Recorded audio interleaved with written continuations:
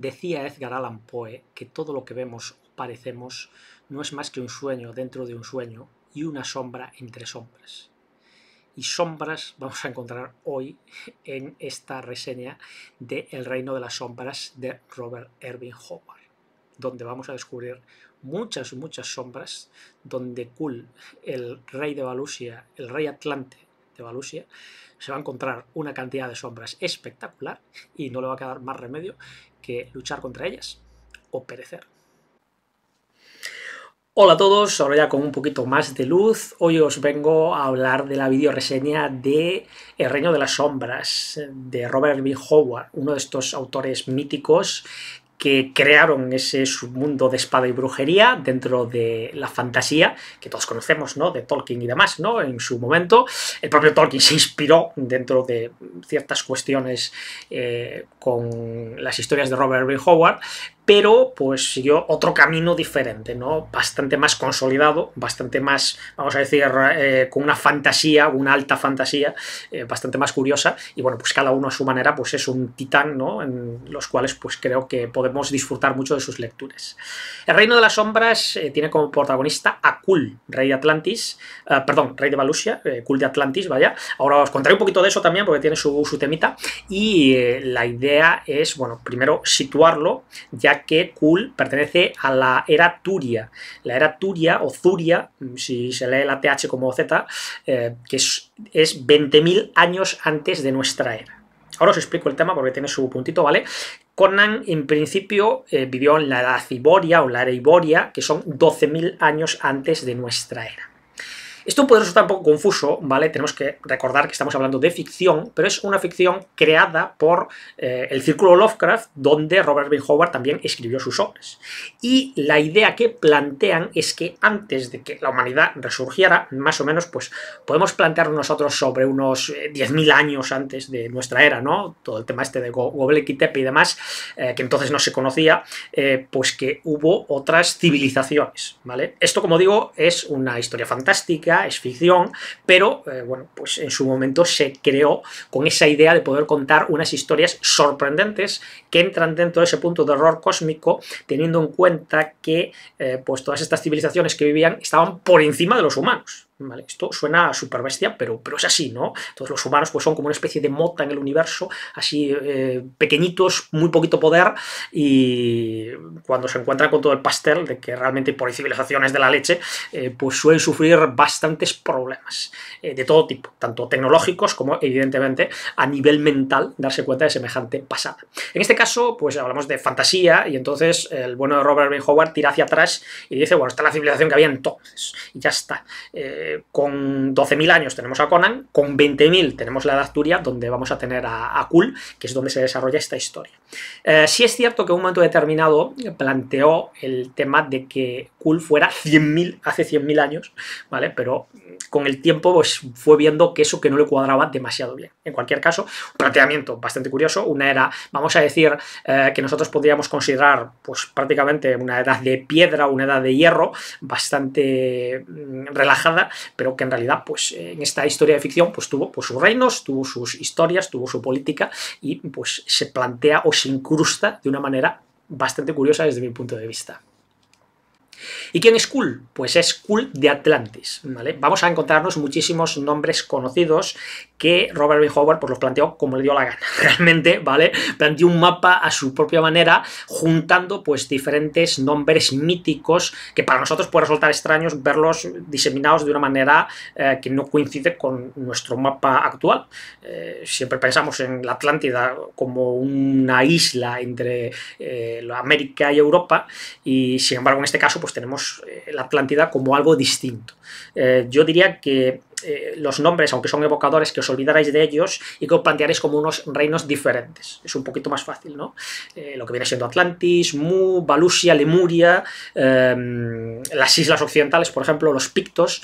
Sobre los Pictos hay que decir que fueron una civilización, ¿vale?, que estuvo en Inglaterra, en la zona escocesa, con los romanos, y que a un momento determinado pues abandonaron a los romanos, parece que se mantuvieron por allí cuando cayó el Imperio Romano, y de ahí surge por la idea de los pictos como civilización anterior, ¿vale? Es muy curioso toda esta mitología y además a mí me mola mucho, la verdad, me apasiona, pues puedo hablar de ella durante mucho tiempo, pero bueno, me voy a cortar un poco porque vamos a centrarnos en este libro en concreto, o en esta historia en concreto. No es demasiado extensa y la verdad es que tiene cosas muy interesantes. Kul de Atlantis es un hombre de Atlantis. Atlantis, que en este caso, curiosamente, es una zona un tanto menos desarrollada que el resto de civilizaciones que tiene alrededor. De manera que sus hombres pues, son un tanto tribales. Son más salvajes que el resto, son menos civilizados y, por tanto, más guerreros. Y Kul de Atlantis es más guerrero que los más guerreros, ¿vale? Es un rey guerrero. Esto hay que dejarlo claro desde el minuto cero. Ese rey guerrero que pues es capaz de ir a la cabeza de sus tropas a la batalla. Y de hecho es así como se plantea inicialmente. El inicio es un tanto extraño, ya os lo digo de antemano, para que no os asustéis ni nada por el estilo, porque en el inicio nos encontramos como Robert Irving Howard utiliza muchísimos adjetivos, cosa que a día de hoy choca mucho. Pero esos adjetivos no están puestos ahí porque sí, no se ponen porque les apetezca y diga vamos a poner un montón de adjetivos como si fuera un escritor novel, sino que están ahí para ambientarnos exactamente dónde estamos. Se nos habla de enormes calles blancas, se nos habla de la Torre Blanca con zonas de oro, se nos habla de los cascos de plata de los caballos, se nos habla de bueno, pues todas estas cosas que al final nos están evocando un reino poderoso, o que fue poderoso en algún momento. Pero esto es lo que nos hace ver, ¿no? Este reino pues, en un desfile militar donde el rey pues, se presenta casi a su población. Y dice, aquí estoy, yo soy el rey, os guste o no os guste.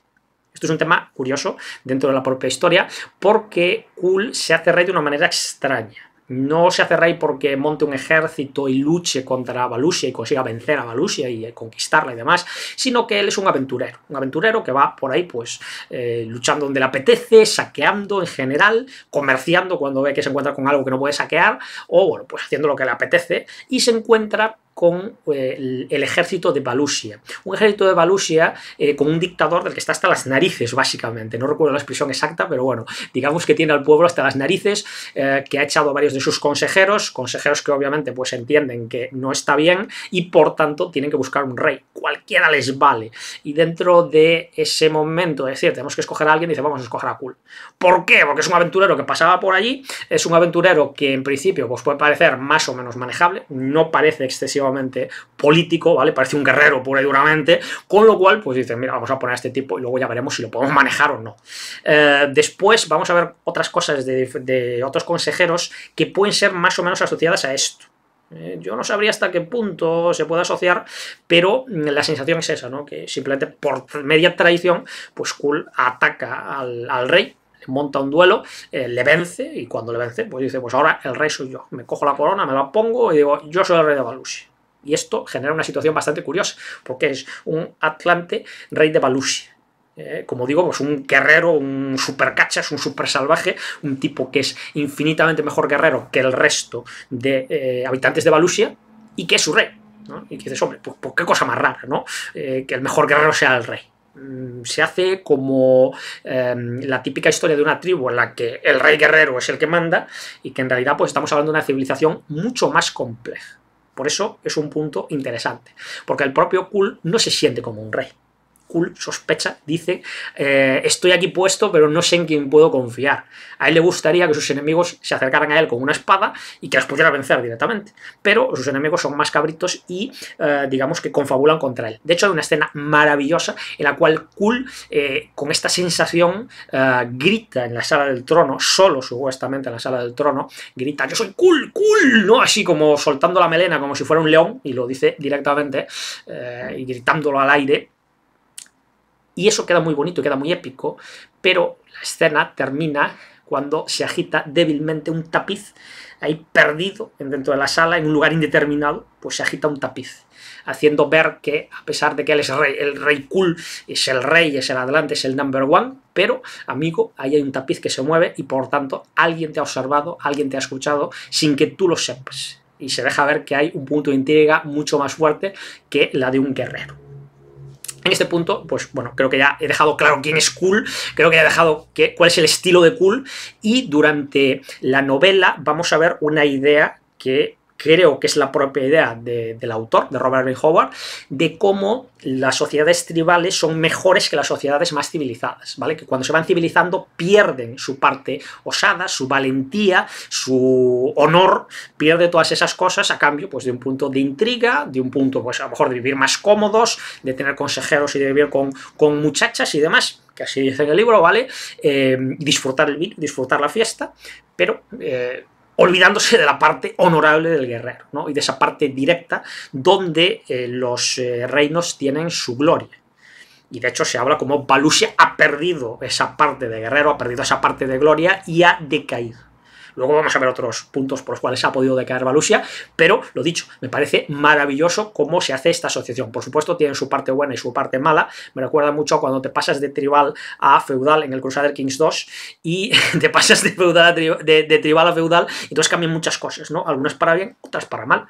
Entonces, bueno, pues ese punto. Como tribal, pues puedes reclutar una serie de guerreros en un momento determinado que vienen a ti, porque tú eres un tribal y eres súper guay, eres súper guerrero, queda todo muy bonito. Pero cuando eres feudal necesitas tener, pues, toda una serie de subordinados que son ellos los que reclutan tropas y las que te las prestan según le caigan mejor o peor. Ya hay más diplomacia, ya la cosa ya cambia, y como digo, hay más intriga y menos honor, menos batalla, menos hombría. No sé si hay que decirlo así de esa manera, pero suena un poquito feo, pero lo dicho, para que se entienda un poco, pues, hay menos hombría en ese sentido, vaya.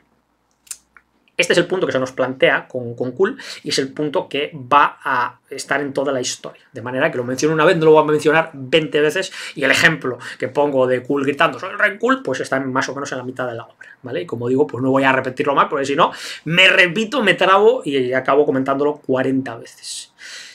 La historia de Kull, cuando llega a Valusia, cuando llega a la capital, pues nos encontramos con un rey que, como digo, pues se encuentra un tanto solo, no sabe muy bien quién confiar, hay demasiados consejeros, quizás no le acaba de gustar mucho el tema, y se encuentra que en un momento determinado pues se acerca, bueno, vienen muchos emisarios con muchas peticiones, lo hace ver como algo tedioso, pero lo pasa sin más, lo pasa con una simple frase, de decir, bueno, pues ahí está el rey Kull hasta las narices de aguantar consejeros, ¿vale? Ahí sentado en el trono muy bonito, que cuando lo quiere definir maravillosamente es el trono de topacio, y cuando es un poco más purriño es el trono de armiño, ¿vale? Entonces, bueno, hacéis un poquito esa distinción también, dependiendo de si está impartiendo esa especie de justicia como señor o si está fardando de que él es el rey. Hay esas diferencias. Y se acerca un picto, ¿vale? El tema de los pictos, como digo, no son los pictos históricos, se acerca un picto y le propone acudir a visitar a su jefe, a Canú, hay escrito K-Nu, solo, que vaya solo a la fiesta, cosa que es rara, porque si va solo te puede entender una trampa.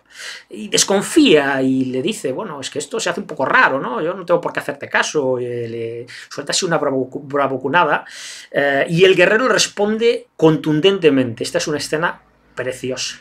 El guerrero le suelta directamente, ¿me estás acusando de mentir?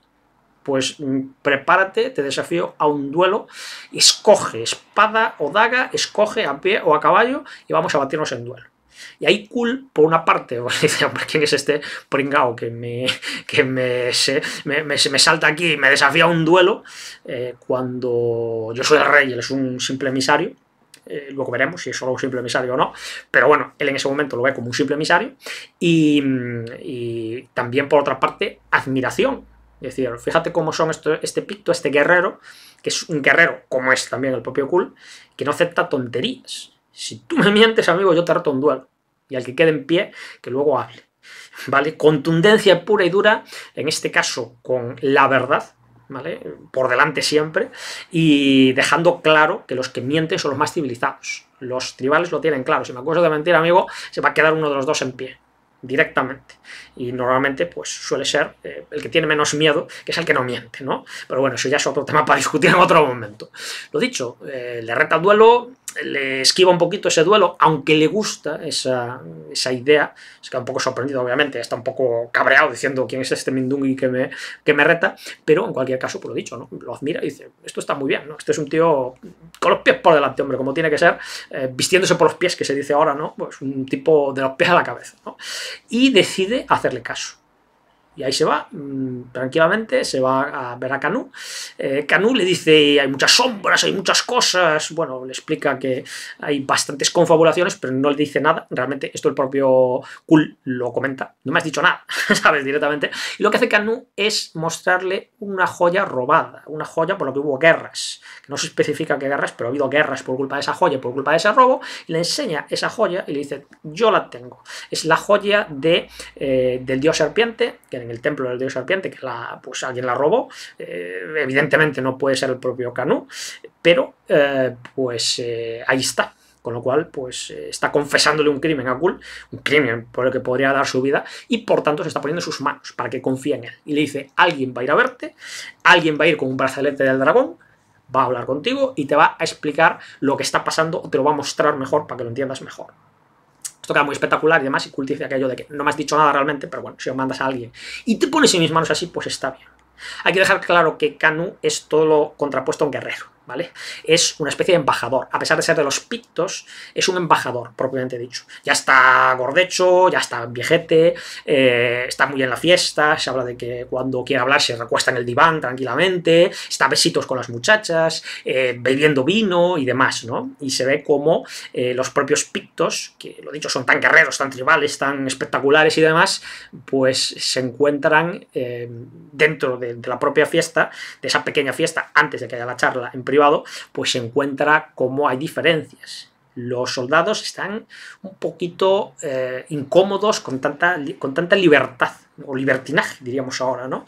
Y sin embargo, los cortesanos están en su salsa, ¿no? Como digo, con las muchachas, con el vino, con el no sé qué, mientras a los soldados ya no les gusta tanto, ¿no? Se ve ahí pues una especie de contraposición, una civilización que todavía no ha evolucionado, ¿no? Hacia ese mundo cortesano, que todavía tiene parte soldados, parte cortesanos, antes de cambiar por completo. Si es que llega a cambiar por completo en algún momento, que como digo, la civilización va en las dos direcciones. Pero bueno, en cualquier caso, Kul vuelve a su palacio y observa un poco el palacio y dice, bueno, ¿quién podría llegar hasta aquí, no? Y está pensando que hay muchas enredaderas por ahí, ¿no? Y que la gente podría escalar la muralla cuando un brazo entra por la ventana, así directamente, se engancha por la ventana, entra por el alféizar, ¿no? Y está a punto, saca la espada, le va a cortar el brazo y dice, espérate, ese brazo lleva un brazalete. ¿Vale? Menos mal que era ese brazo, si llega a ser el otro, la historia va a cambiar. Lleva el brazo con un brazalete del dragón y bueno, pues ahí dice, este es el que viene mandado por Canú y ese es Brul. Brul es el emisario, el que le retó directamente. Y de hecho, pues le dice específicamente, vamos a llevarnos bien, si no va a haber hondonadas de hostias, ¿vale? Que ya sabéis cuál es la historia en concreto, ¿no? Aunque no lo digo en voz alta, no vaya a ser que YouTube se chive. Y bueno, pues así se lo dice, vamos a llevarnos bien, nosotros, bueno, te voy a mostrar una serie de cosas y a ver qué te parece. Aquí no me voy a extender mucho más porque no quiero desvelar cosas así a saco, pero bueno, luego comentaré alguna cosilla más que pasa por su espectacularidad y su reconocimiento, pero básicamente lo que hace es, bueno, pues le muestra a su guardia personal, que son los asesinos rojos, suena súper espectacular, los asesinos rojos y tal, ¿no? Le muestra cómo están guardando la puerta de Kul, se siente muy seguro, y lo primero que hace Brul es abrir una puerta secreta, un pasadizo secreto. Y Kul es consciente de que todo el palacio está lleno de pasadizos secretos. Y es consciente de que le han estado vigilando desde el minuto cero que ha puesto un pie en el palacio. Que pueden vigilar a través de esos pasadizos y como decía, alguien va a pagar por esto. Y dice, sí, tú espérate, tú sobrevives esta noche, amigo, y luego ya vas viendo lo que quieres ir haciendo. Y lo que le comenta Brul es que se meten por allí, se van a otro sitio y se encuentran a los asesinos rojos, a su guardia personal, se encuentran los hombres allí zapateados, tirados en el suelo, como si estuvieran bajo un hechizo. Y de hecho vuelve con Brul a la sala, a su habitación, a través de los pasadizos, mira por la puerta y ve a los asesinos rojos, ve a su guardia personal y entonces piensa, algo pasa aquí raro, esto es extraño, esto no me cuadra. Y todo se aclara cuando se encuentra por los pasadizos a un consejero, creo que en este caso era Tú, llamado Tú, que el chiste ya está en una de las películas de Jackie Chan, ¿no? Así que bueno, vamos a hacer el chiste, ¿tú te llamas tú? ¿Cómo te llamas tú? ¿No? Bueno, esto es así. Y se encuentra el consejero y dice, ¿qué hace aquí en estos pasadizos? ¿Este tío es un traidor o qué? Y bueno, básicamente le ataca, le vence fácilmente, no tiene mucho problema, y cuando cae al suelo se transforma en una serpiente humanoide, ¿vale? La cara se le deforma y se ve que es una serpiente, con una boca de serpiente, que tiene pues brazos, piernas y demás, pero que es una serpiente. Y ahí es donde Brul le cuenta la historia de los hombres serpiente, de cómo los humanos, y esto cuadra con lo que os dije al inicio, con esa historia de que los humanos son una piecita más, ¿no? Unos advenedizos en el juego universal, ¿no? O en el juego mundial, en este caso, de las razas, de cómo los humanos, pues cuando conquistaron la Tierra en sí misma, se encontraron con que había otras civilizaciones y lucharon contra ellas. Y dentro, una de esas civilizaciones era la de los hombres serpiente. Y les vencieron, los humanos vencieron a los hombres serpiente y establecieron pues una serie de tradiciones para que no pudieran volver los hombres serpiente a luchar contra ellos. Entre ellas, pues el brazalete del dragón. El dragón, recordemos que es una serpiente con alas, ¿no? O sea, es todo lo contrapuesto, como una serpiente con alas en ciertos aspectos, de manera que es lo contrapuesto a un hombre serpiente, ¿no? Es algo como superior, algo que está por encima. Y además, pues tenían una frase clave, secreta, con muchas as por medio, que las serpientes no podían decir. Y de esta manera pues se identificaban entre ellos y si aparecía alguna serpiente pues se la cargaban y ya estaba, ¿no? Era facilito. ¿Puedes decir la frase? No, patapum, hasta luego Lucas. Pero eso se fue perdiendo en la tradición. Brul conoce, bueno, por una parte conoce el amuleto, obviamente, porque lo llevaba puesto, y por otra parte pues conoce también la frase que tiene que decir. Como se perdieron esas tradiciones, los hombres serpiente volvieron y se disfrazaron como sacerdotes de un dios serpiente. Establecieron pues ese sacerdocio, dijeron aquí hay un dios serpiente, hay que adorarle, y esos sacerdotes pues son realmente hombres serpiente infiltrados, y se han estado infiltrando entre los humanos de Valusia, pero también de otros reinos, de manera que algunos saben un poquito lo que pasa, en este caso Canute tiene una idea de parte de esa conspiración, pero nunca saben, nunca conocen la conspiración completa. Y aquí es donde se da cuenta Kul de que cualquiera puede ser un hombre serpiente. De hecho, hay una escena muy buena en la que Brul va a tirar uno de los hombres serpiente que se lo han cargado, pues lo va a tirar en un sitio para deshacerse de ese cuerpo, y se encuentra con que Brul vuelve y le dice, mira, ahí hay un rastro, ¿no? Y cuando se agacha Kul va a mirar el rastro a ver si lo consigue ver bien, pues se lanza sobre él, acaba con ese Brul, que es una serpiente realmente, y se queda un poco confuso diciendo, joder, pero Brul es una serpiente también, qué cosa más curiosa, ¿no? ¿Por qué me cuenta todo? Se quería ganar mi confianza para acabar conmigo, ¿no? Pero entonces aparece Brul y cuando le va a atacar le dice, mira, que yo llevo el amuleto, ¿vale? El otro no, yo sí, el otro no, ¿vale? Y la diferencia ahí para que diferencies a los hombres serpiente y a los que no. Bueno, por aquí van pasando cosas después, ¿vale? No vamos a entrar en detalles en cómo termina, porque la historia me parece muy espectacular en ese sentido y creo que es bastante curiosa, y me parece muy interesante, ¿no? Cómo termina la historia y cómo se plantea la historia de Kul. Una historia de épica, obviamente, y de cómo esas confabulaciones, pues que no acaban bien, obviamente, o no consiguen su objetivo, que era cargarse a Kul y sustituirlo por un hombre serpiente que tomara su forma. Vamos a ver cositas por ahí muy chulas y demás, pero como digo, eso va a quedar en la parte de la historia, simplemente. ¿Qué hablar de los detalles? Por una parte, yo os hablé del tema de la civilización, de lo tribal y lo civilizado. Aquí voy a añadir la parte de los hombres serpiente alegórica.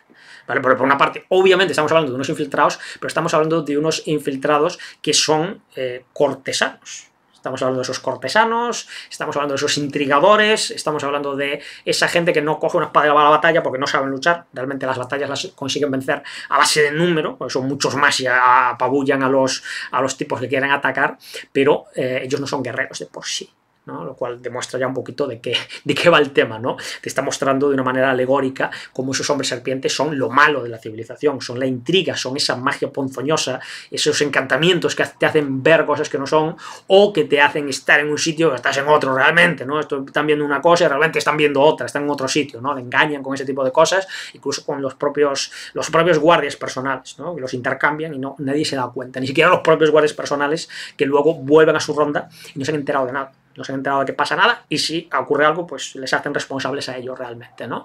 Pues este tipo de cosas, este tipo de ataques siempre son ataques furtivos, ataques a traición y ataques con intriga y pues con chorradas cortesanas. Nunca es en batalla, nunca son hombres valientes, aunque sean hombres serpiente, que pueden ser valientes también, evidentemente. Nunca son hombres valientes, nunca son gente que ataque por delante o que intente una confrontación justa. Siempre andar con historias raras, siempre andar escondidos, siempre andar confabulados, siempre que no les vean, ¿no? Intentar dentro de lo posible que no les vean. Esas son un poquito las tramas, y por eso plantea pues esa idea, ¿no? De toda esta historia, todo lo cortesano, toda la intriga es malo, ¿vale? Bueno, es un tema curioso, a mí me parece bastante interesante, y la verdad es que me gusta bastante, ¿no? Cómo lo plantea en sí mismo. Luego ya la idea, pues evidentemente nosotros no vivimos en un mundo salvaje, como es lógico y normal, pero la idea está muy bien, precisamente cuando se narra pues ese punto histórico donde pasan de una parte tribal, una parte más salvaje, a una parte más civilizada. Con Conan pasaba también. Conan llegaba a las ciudades y decía, ¿yo qué hago aquí? No tenía ni idea, ¿sabes? Le parecía a la gente muy rara, decía, estos tíos me mienten, ¿no?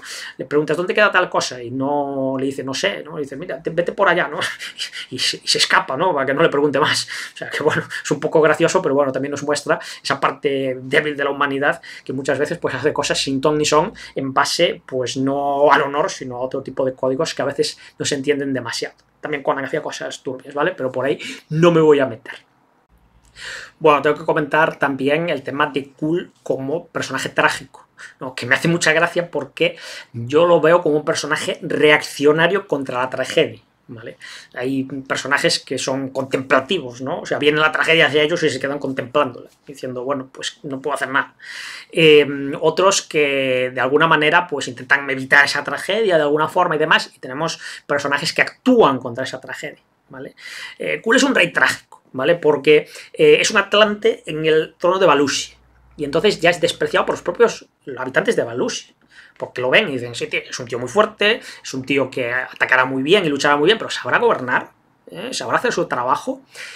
Ya no solo eso, sino que evidentemente no pega con sus consejeros. Su estilo directo, su idea de resolver las cosas a golpes, pues no casa con un reino que tuvo pues tanto poder como tuvo Valusia, que se supone que fue el reino principal de unos 7 reinos importantes. Y pasa que eso, ¿no? Que se encuentra pues solo en ese sentido. El ejemplo claro, el que ya comenté, ¿no? Cuando grita en la sala del trono, Kul, soy Kul, ¿no? Y el otro está detrás de un tapiz, alguien está pipeando a ver qué está diciendo, qué está haciendo y cómo lo está haciendo. O sea, que siempre hay una intriga detrás de todo lo que hace. Pero es que luego por encima tenemos a los hombres serpientes, ¿no? Que es un poquito ya como ponerle 2 tazas, ¿no? Si no quieres una, toma 2. Ya no es que tengas cortesanos que van a intrigar, a lo mejor para ponerse a ellos o para poner a alguien que sea el secundario. Esto me encantó mucho por el tema feudal que os comentaba antes del Crusader Kings 2, porque le preguntan a Kul si él muriera, quién le sucedería, y lo tenía perfecto. El conde de del conde Blan, o algo así era. Lo sabía perfectamente porque la línea sucesoria está perfectamente establecida. En una tribu se juntarían, se pegarían de tortas, o levantaría la mano el que quisiera ser el jefe, se partiría la cara a ver quién consigue ganar. Por ejemplo, como pasa con las obras del bueno de Abercrombie, ¿no? De Joe Abercrombie, con 9 dedos, ¿no? Luchando contra los jefes de los clanes y luchando contra ellos, venciéndoles y haciendo que luego luchen por veto, ¿no? O por quien corresponda. Pues aquí, en lugar de tener lugar ese enfrentamiento, en lugar de que pasen ese tipo de cosas, pues no. Si palma Kul, ya sabe perfectamente quién va a ser el sucesor, ¿vale? Que luego pues será mejor o peor sucesor, pero el hecho me gusta mucho ese detalle, ¿no? Esa parte de esto es hipercivilizado. Y como digo, Valusia va en decadencia. No se explica exactamente por qué. Se insinúa que es por la civilización, se insinúa que ya no son una tribu guerrera, que ya no conquistan, que ya no son capaces de dominar al resto de reinos, y que, por ejemplo, los pictos pues todavía mantienen un cierto equilibrio, viven en las islas occidentales. Entonces algún atlante de estos salvajes, que reitero, me hace gracia que los atlantes sean los salvajes cuando se intenta en nuestro mundo en sí mismo, ¿no? En nuestro mundo real, cuando pensamos en si existió alguna de la Atlántida, pues pensamos que eran avanzados con respecto a su época, ¿no? Y aquí, sin embargo, parece que son más salvajes, están más atrasados, ¿no? Con respecto a su época. Entonces, pues bueno, pues en los pictos puede aparecer algún atlante y atacar las islas de los pictos, pero ellos tienen sus guerreros también, guerreros bastante duros, y sin embargo, pues Valusia parece que no tiene esa capacidad. Se pone un poco como disculpa a los hombres serpiente, de nuevo, como metáfora, ¿no? Pues esa intriga, ¿no? De los reyes fuertes que acaban con ellos, los reyes que bueno, pues que pueden pillarles en su propio palacio, pues acaban con ellos. Por eso los reyes guerreros, los que han luchado con sus tropas, los que han muerto en una batalla, son reyes auténticos de Valusia, y sin embargo el resto, los que han estado en paz en su palacio, pues han acabado con ellos y los han sustituido por un hombre serpiente, dejando claro que prácticamente todo el gobierno de Valusia ha sido por hombre serpiente, que ha favorecido pues el culto de Dios serpiente, que ha favorecido el aumento de la población de los hombres serpiente, y que pues dentro de esa civilización decaída, vamos a decir, pues ya no hay guerreros poderosos que puedan conquistar o que puedan defenderse ante conquistas ajenas. Por supuesto, con Kul se supone que esto va a cambiar, veremos qué pasa, ¿vale? La historia, pero bueno, en este caso, digamos que la historia en concreto no va de ninguna conquista, ¿no? Es algo más interno que realmente algo proyectado hacia afuera. Por último, voy a hacer una diferenciación entre Kul y Conan. Kul es una especie de rey, vamos a decir, hierático, es como es y punto. Ya desde el inicio, como es un rey atlante, pues se atrae un poco el pairo, lo que opinen de él, y dice, yo voy a hacer las cosas a mi manera, ¿vale? Y a su manera, pues bueno, más o menos funciona, vamos a decirlo así, más o menos consigue sobreponerse a los hombres serpiente, vamos a decirlo así para no hacer spoilers, pero bueno, pues lo dicho, lo hace a su manera, no lo hace a la manera de Valusia, no lo hace con tranquilidad en el consejo, hablando con la gente y demás, lo hace con la espada, ¿vale? Saca la espada y dice, vamos para allá, a ver cuántos vienen y de los que vengan, pues vamos a ver cuántos quedan, ¿no? En ese sentido, pues se ve como él es de una manera y se va a mantener de esa manera, y va a ser Valusia la que va a tener que cambiar apoyada en él. Y si no, pues ya la moverá él como buenamente pueda. Sin embargo, Conan es distinto, porque la primera historia de Conan, si no me equivoco, ¿vale?, es la de la Torre del Elefante. Es decir, Conan llega a una ciudad, ve que no puede ganarse la vida como guerrero, como mercenario guerrero, ¿no? Llegar a un sitio y decir, oye, yo lucho por vosotros, me pagáis en comida, en oro, en lo que sea. Como no puedo hacer eso en una ciudad, pues lo que hace es, va y se sube a la Torre del Elefante a ver lo que pueda apañar, ¿vale? Creo que no sé si era la Torre del Elefante o era en otro sitio, un templo por ahí, ¿no? Así a lo loco yo le. Bueno, demostrando unas capacidades de escalada que igual no casan mucho, ¿no?, con la imagen que tenemos de Conan habitualmente, pero bueno, digamos que llega a la civilización y se adapta. De hecho, a lo largo de la vida de Conan vemos cómo él mismo va transigiendo en muchos aspectos y que en muchos casos pues dicen, bueno, manda tú aquí en esta ciudad, y dicen, pues vale, ¿no? O lleva tú la guardia, y dicen, pues muy bien. O cuando llega el tema del barco, ¿no?, y dice, oye,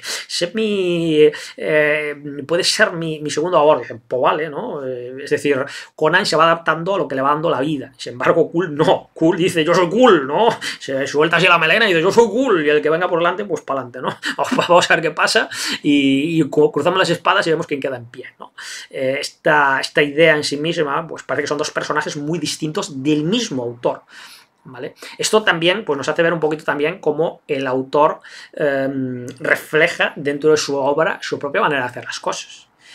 Robert B. Howard cambió muchísimo, era un tipo escuálido que de pronto le encantó el tema de ponerse en forma, le encantó el tema del boxeo, y si el tío se puso a boxear, se puso a ponerse un mazacote, cuando se dio cuenta estaba puesto como un toro, ¿vale? Esto es un poquito el ejemplo, ¿no?, que a veces vemos la foto de él así un poquito rechoncho, vamos a decir, ¿no?, y da esa sensación de tipo medio abandonado, y sin embargo vemos como él en su vida pues dijo, me voy a poner en forma, y se puso en forma, a través del boxeo, bueno, a través de lo que sea, eso da exactamente igual. Aquí vemos esa capacidad de cambio. Sin embargo, por otra parte, pues tenía sus cosas, ¿vale?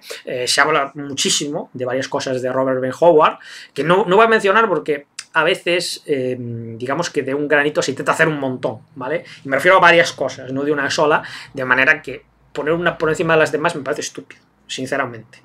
Pero también él era su manera y no quería cambiar. Al igual que el físico le daba lo mismo, lo podía preparar, lo podía entrenar y no le parecía mal. En otras cosas decía, yo soy así y no voy a cambiar. De manera que Kul sería esa parte, ese reflejo de él. Al igual que Conan sería su reflejo de, me voy a poner mazacote y no tengo problema. Pues ese equilibrio en el autor a mí me gusta mucho, porque hay autores que van hacia un lado o hacia otro según les va cuadrando o según consideran oportuno, que está muy bien de las dos maneras, no es una crítica, y sin embargo vemos como en este caso el autor pone a dos guerreros, ¿no? Y además los aleja lo suficiente, en este caso, bueno, incluso más de lo que hay a día de hoy o se considera canon a día de hoy, miles de años para que no haya conexión entre ellos. No, aquí uno por su lado y otro por el otro. Y a partir de ahí, pues se ve, ¿no?, como el propio autor los trata cada uno de ellos, pues yo creo que bastante bien, porque van sobreviviendo.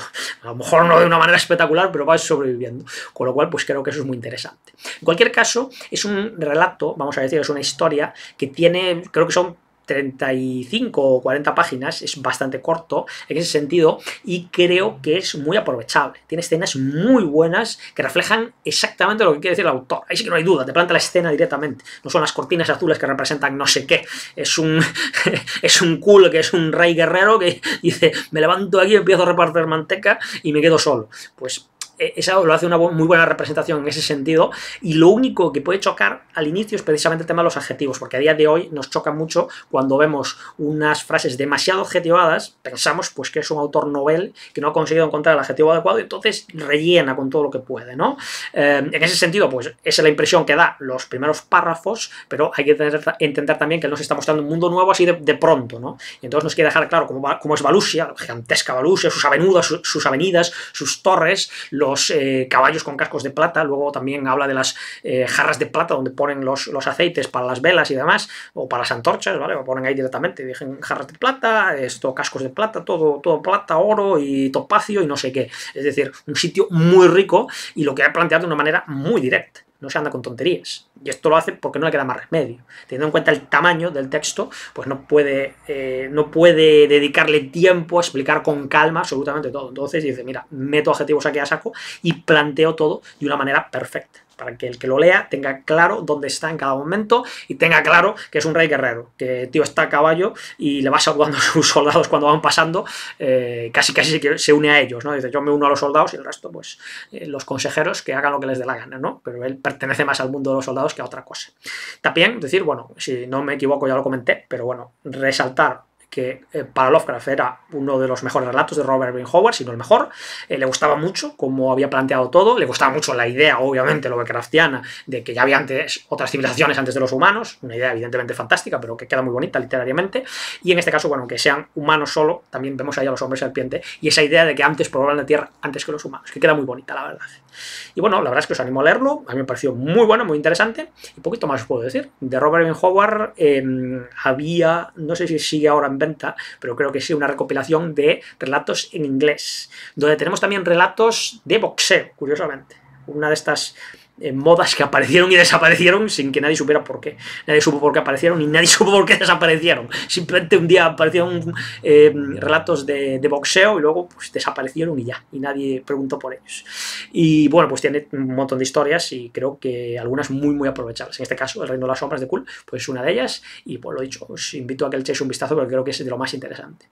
Y nada más, espero que os haya parecido curioso. A mí me ha encantado hacer la reseña, a pesar de que ha sido súper larga, y lo dicho, espero que os haya parecido interesante y nos vemos en el próximo libro.